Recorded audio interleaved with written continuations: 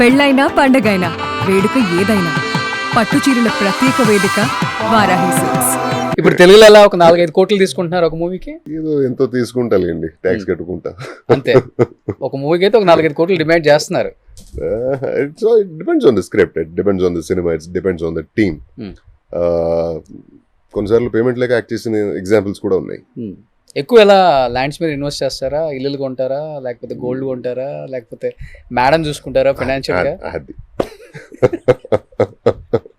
I'm very bad handler of money. నాకు పైసలతో deal చేయడం రాదు. సో డబ్బుల గురించి నేను మాట్లాడను కూడా, పేమెంట్ నేను మాట్లాడను. సో ఎవరి పని వాళ్ళు చేస్తారు, నేను హ్యాపీగా వెళ్ళి సెట్లోకి వెళ్ళి యాక్ట్ చేసి వచ్చేస్తాను అంతే. ఎంత వస్తుంది మంత్కి మీ మెయింటెనెన్స్? ఒక 10 lakhs వస్తుందా? ఈజీగా. అంటే దేనికి ఎక్కువ ఖర్చు పెడతారు? ఖర్చు అంటే అన్నారు, పర్సనల్ ఖర్చు తక్కువే, మరి లైఫ్ స్టైల్ కొంచెం పెద్దగా ఉంటుంది కదా. ఇప్పుడు ఫ్యామిలీ కూడా ఎక్స్టెండ్ అయింది. సో అలా అన్నమాట.